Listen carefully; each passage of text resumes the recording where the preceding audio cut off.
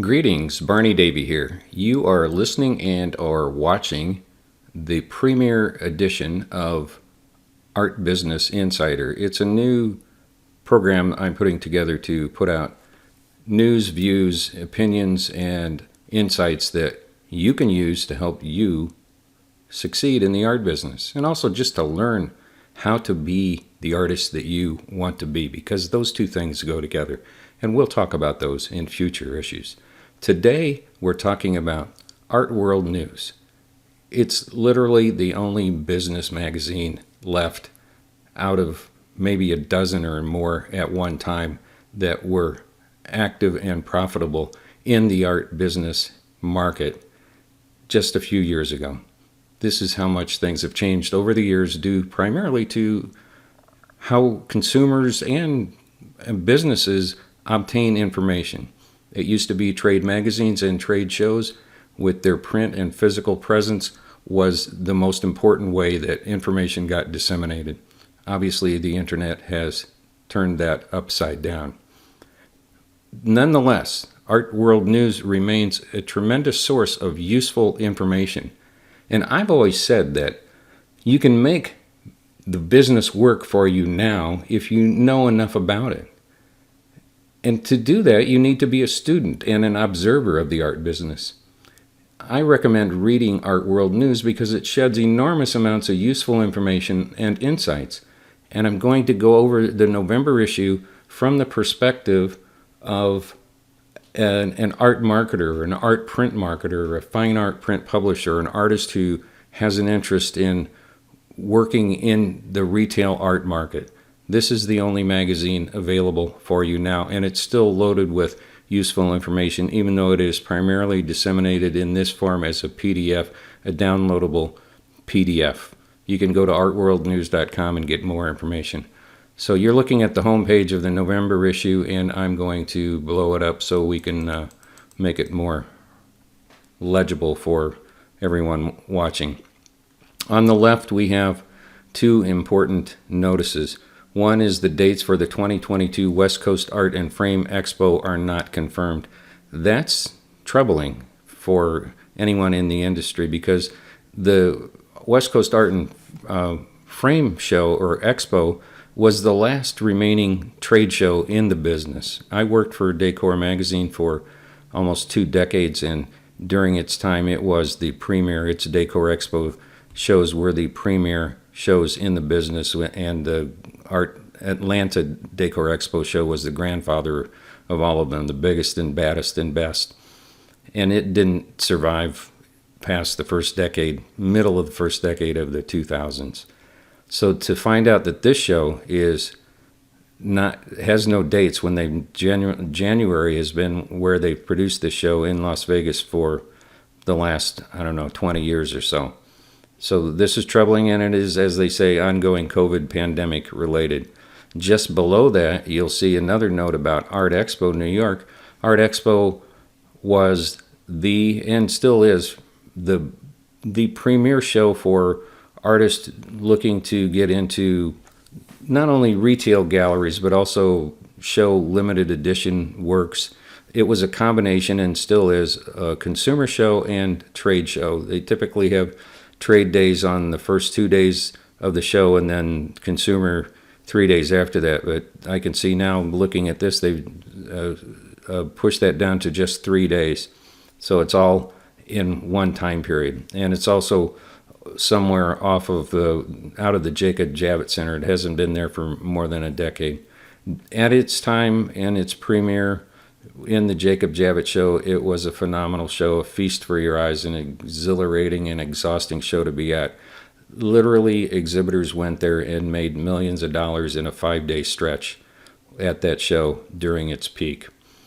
And to hear that it's back in after a 2-year hiatus, and it is still having mixed bag, that's probably being kind and also troubling about it.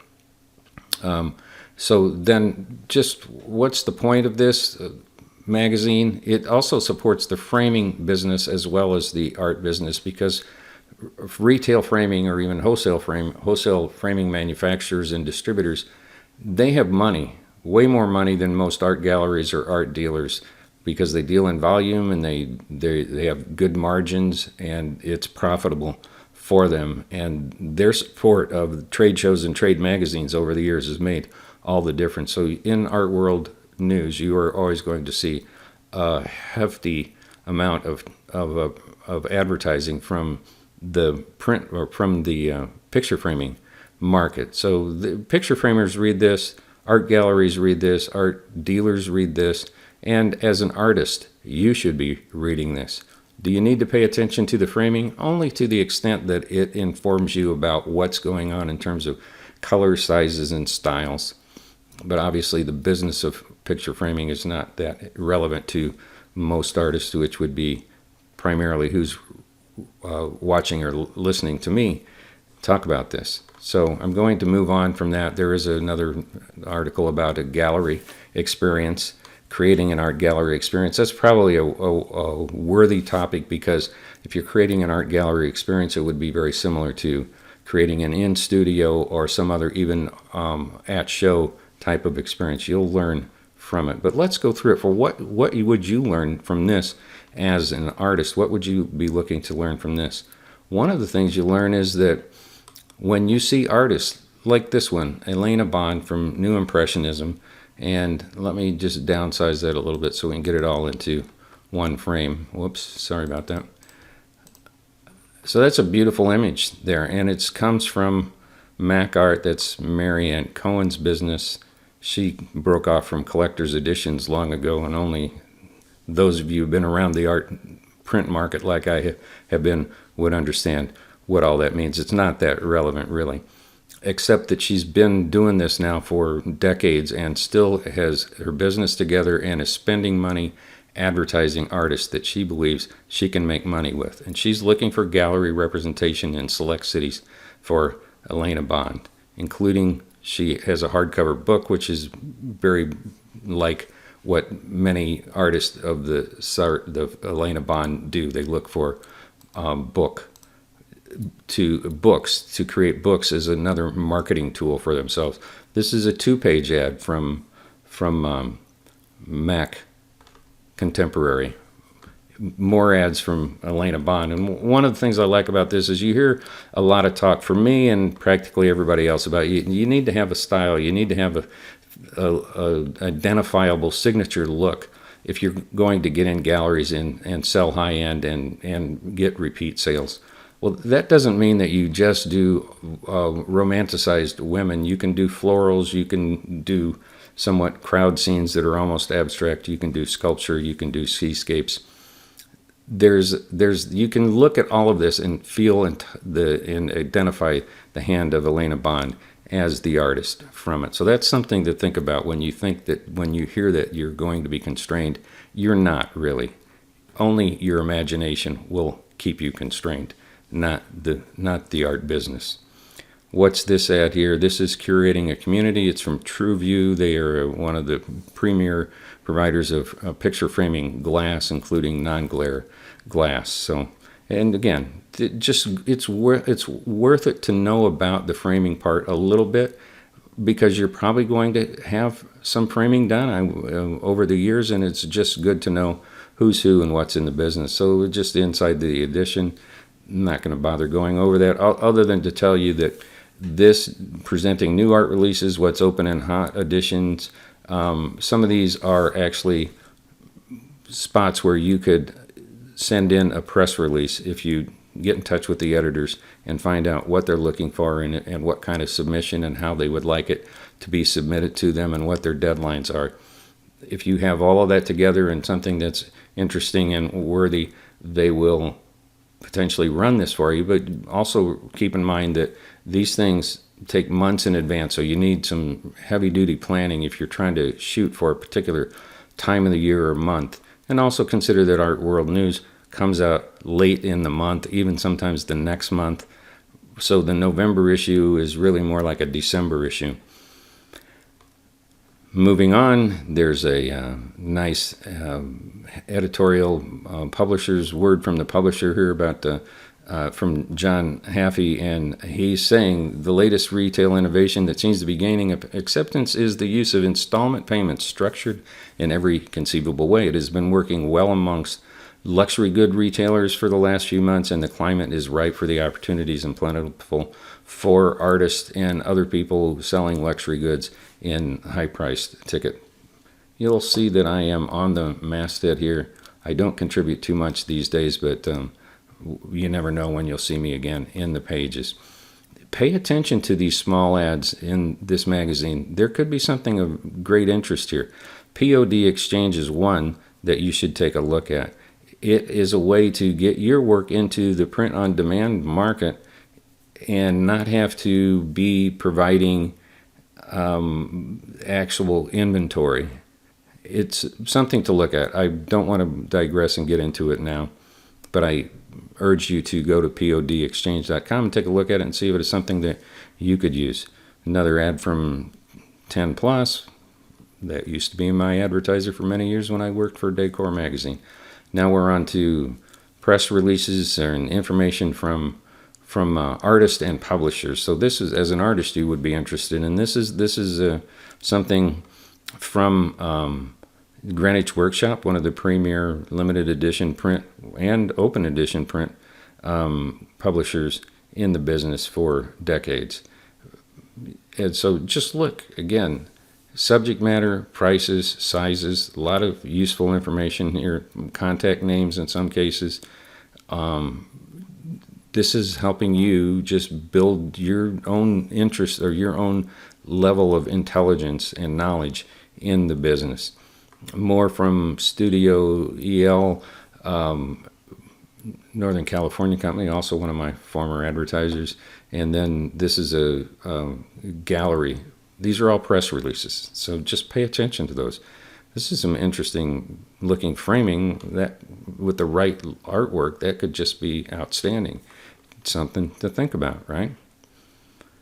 I don't think I mentioned it on the front page, but this was front page news that framing delays are now part of the business. Well, that's par for the course for practically anybody that uses product that comes from overseas. It's all sitting in shipping containers waiting to be offloaded in the ports as soon as they straighten that mess out. Thank you to the pandemic. This is an ad from Shima, Water in Motion, Beeswax and Fire. Interesting, I don't know what that means. I'd be tempted to go to shimashanty.com to learn more about it. Shima is also advertising that she is, and I'm assuming it's a she, is represented by these galleries, Royal Street, Wildmeyer, and Stidel. Hint, hint, those galleries are showing this kind of work. Is that something that you'd be interested in, potentially reaching out to a gallery like that? You get the idea. Sometimes you're going to get hints on things or learn about places where you could potentially pitch your work just by getting smarter and paying attention to what's going on in the one remaining art business magazine that comes out with useful information on a regular basis. So more this is in the extension of the framing article, and over here on this sidebar we have some information about an art gallery, again showing different kinds of artists and more information with signs and symbols .art. If this only comes out once a month, right? So you take a half hour, 45 minutes, an hour, however long it takes you to go through it, and just look at it as intense learning, because again, these people, for instance, Bataan Fine Art here, popularizing or advertising for EM Zaks, is telling you that they believe pop art has a place in the marketplace, and they're proving that by putting their money behind it in the form of advertising and promotion to say there's a market for art like this, and we believe our artist fits the bill for it. So does that inspire you or give you ideas, encourage you, anything like that? No, another story about Larson Jewell, which is the largest framing operation in the world. I think it's owned by Warren Buffett these days. Here we have more moldings. You can see now there's a little similarity between that, what we looked to one of the other ads, I think it's 10 Plus or somebody else. There's knockoffs. People copy each other in the framing world just like they do in the art business. That's just part of the par for the course. If you're popular, if you come up with a interesting angle or idea, you can be sure that other people are going to take note and follow in your footsteps. The thing to do is not get upset about it. Just keep innovating, keep promoting, keep building your audience out to your people, and don't worry about your competition. It's a waste of energy and you can't do anything about it. They are, in this next ad, promoting 21st century Renaissance, multiple themes: miracleism, oil painting on canvas, hyphen or colon dancer. This is pretty wild stuff here, and I'm not sure what miracleism is, but they are obviously putting some money behind it to promote it. If it has some interest from you, obviously you would want to check it out by digging deeper and going to their website. Again, this is somebody who's putting up some serious dollars. They bought a spread ad in a magazine like this. It's not cheap, which means they believe there's something to this and that they can turn this into money. At first, what they're looking for is attention. I would advise you, as somebody who sold trade advertising in many, many publications, even beyond art, that advertising on its own is not going to do the job for you. You have to do it in concert with other types of promotion. It will support and even bring in traffic for you, but if you're doing this independent of anything else and hoping that you'll get a return on investment enough to get your money back, that's probably a bad way of looking at it. I believe in advertising, but it's like everything else. You need to do it in the right context. So here's the story about the New York Art Expo, and I'm not going to get into it deeper with you. It was located at a new location on Pier 36 and had 60,000 square feet of space, 150 exhibitors. It's a pretty tiny show compared to what it used to be back in the day.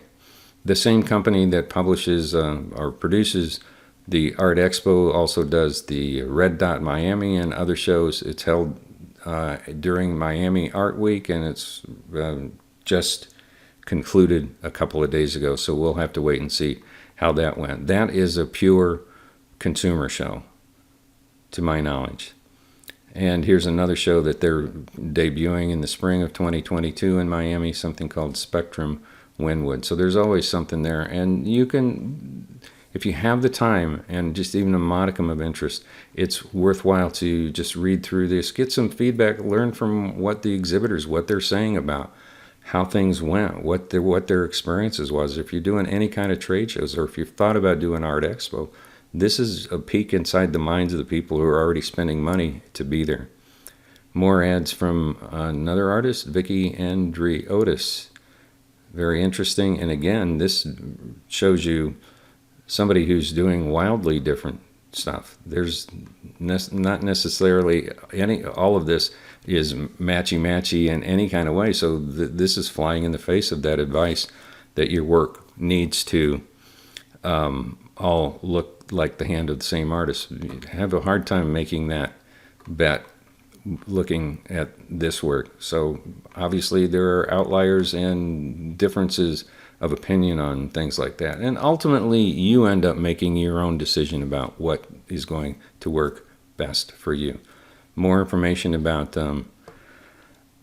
both the West Coast Art and Frame Show, which sadly has not gotten dates yet. It's sponsored by PFM Picture Framing Magazine, which is basically the Bible for picture framers, now that the Decor magazine has been out of business. And there's Shima Shanti, so I was right. It is a her.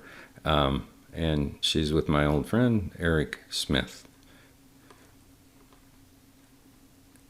This is another advertisement from New Muse Contemporary Art Gallery presenting C.J. Crowden.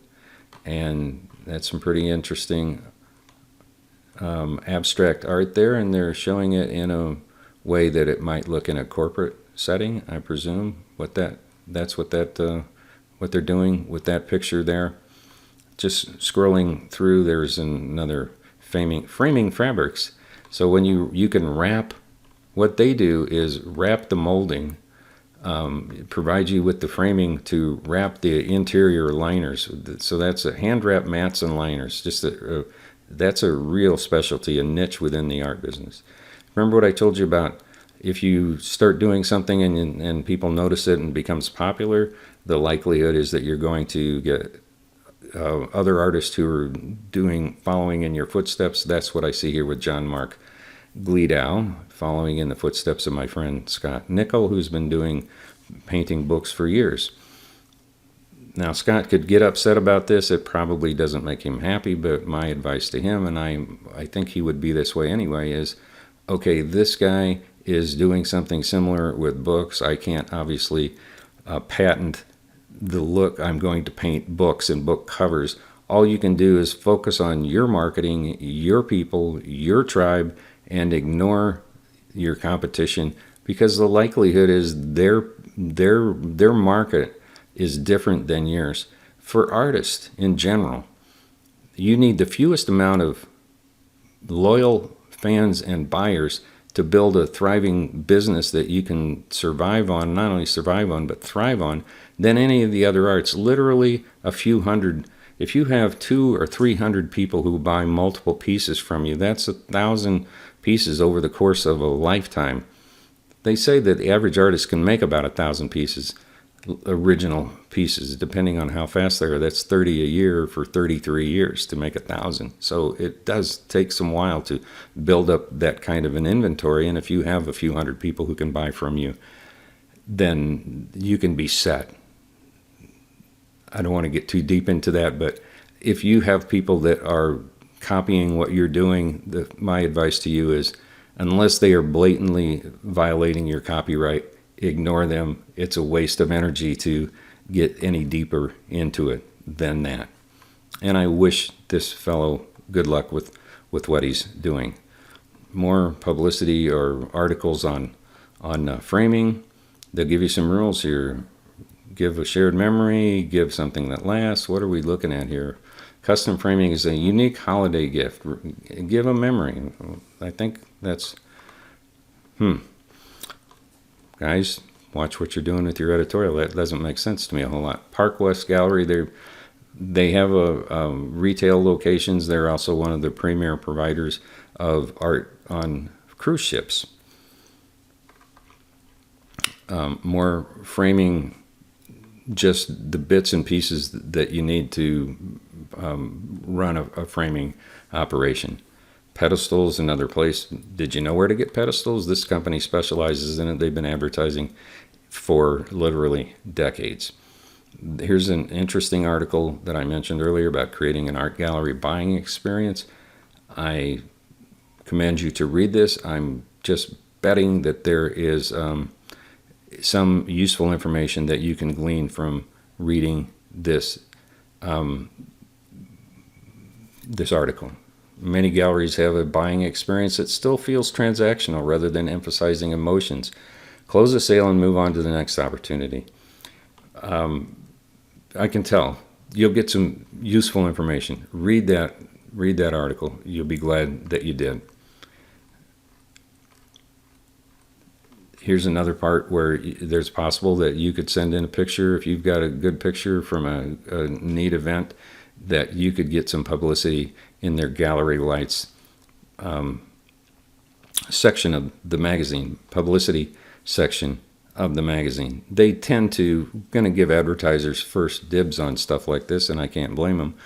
But that doesn't mean that you can't try and, again, develop a relationship. Find out who writes this column, what they're looking for, and what is the best way that you can present your work so that you have a shot at getting mentioned in the magazine. And there is no such thing as, the only bad publicity is an obituary. So this is not going to sell you a lot of advertising, or pardon me, a lot of art, probably, but it is going to get you noticed by potentially important people.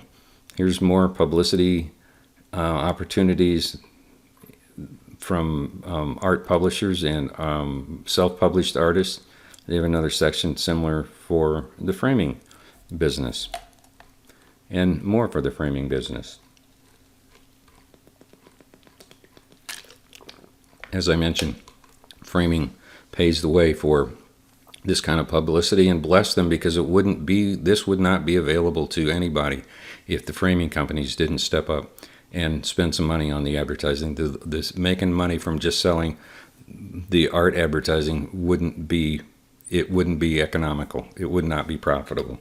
So here's more in open edition prints. This would be a potentially good place for you to learn and see what people are submitting, that they think we want to attract an audience. We want to find some buyers for this kind of work because we feel like these colors, this theme, this topic, this size, and so forth are going to be something that is,